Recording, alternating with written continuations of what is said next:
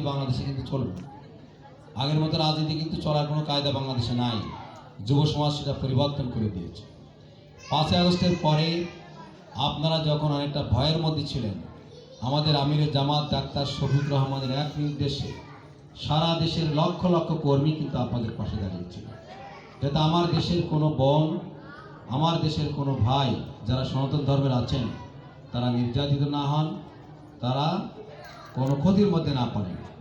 আপনাদের শুধু পূজা না, আপনাদের ব্যবসা বাণিজ্য, আপনাদের ঘর বাড়ি বা আপনাদের সাথে আমাদের লোকজন থেকেছে। আমি জামাত ইসলামী জেলা আমির হিসেবে আপনাদের সাথে অনেক মিটিং আমরা যোগাযোগ করেছি, আমরা মোবাইল নাম্বার দিয়েছি, একথা বলেছি যেখানে সমস্যা মোবাইল করেন। অনেক সময় সমস্যার কথা বলেছি, তাৎক্ষণিক মোটরসাইকেল আমি সেখানে পাঠিয়ে দিচ্ছি। শহরে অনেক জায়গায় ঘটনা আছে যে আমি বললাম যে দাদা এই ভুল করেছে, এখনও 3টে মোটরসাইকেলে 6 জন সেখানে চলে যাও। সেখানে কি একটা ঘটনা, তারা ভয় পাচ্ছে, গলির মধ্যে কিছু লোক বসে আছে, সম্ভবত সেখানে কোনো দুর্ঘটনা ঘটাবে। আমাদের রিপোর্ট দিয়েছে, তাদেরকে সেখানে দাবড়াই দিয়ে আসছে, আর আমরা এই সমস্ত ভূমিকা পালন করেছি। এভাবে আমি বলতে চাই যে বাংলাদেশে আমরা চাই সাম্প্রদায়িক সম্প্রীতি, একটা দেশ, এক দেহ এক মন নিয়ে আমরা এখানে বসবাস করতে চাই। দেশের উন্নয়নের জন্য আমরা এখানে দেশের স্বাধীনতা সার্বভৌমত্ব রক্ষার জন্য আমরা কাজ করব।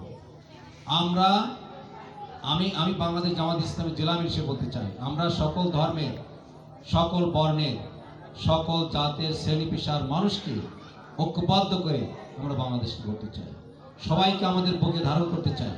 রাজনৈতিক বিভাজন যাতে বাংলাদেশে না থাকে তার জন্য আমরা বক্তব্য দিয়েছি।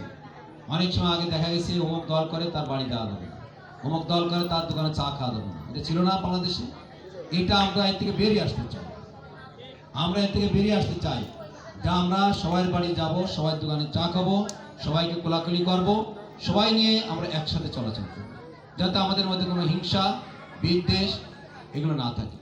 5ই আগস্টের পরে আমরা রাজনীতির প্রতিহিংসা হিসেবে কোনো ভাইয়ের পরে কোনো দোকানে কোথাও কোনো প্রতিহিংসা বশবর্তী হয়ে কোনো প্রতিশোধ গ্রহণ করব।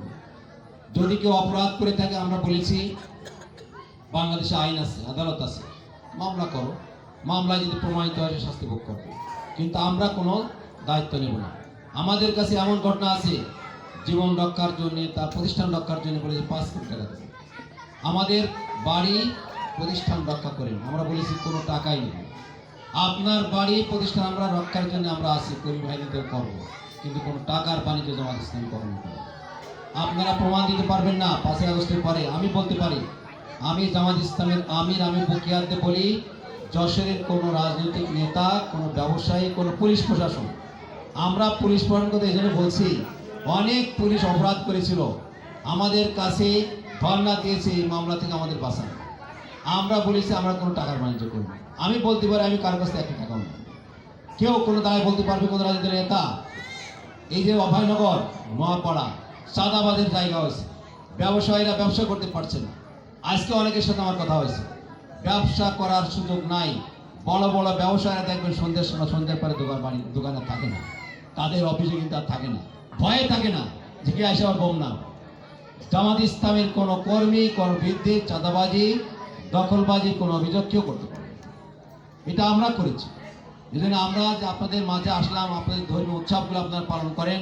দুর্গা পূজার সময় বলতে নাই, আমি আপনাদের এই এলাকার 65টা পূজা মন্দিরে আমি গেছি। 4 দিন আমার অভিযান ছিল শুধু পূজা মন্দিরে যাওয়া। কেন আমি গেছি? এই জন্য গিয়েছি, জেলা আইন শৃঙ্খলা কমিটির সদস্য আমি, আমাকে কোনো দুর্ঘটনা ঘটলে জবাবদিহি করা লাগবে। আমরা বলেছি আপনারা কেমন আছেন, বলেছে ভালো আছেন।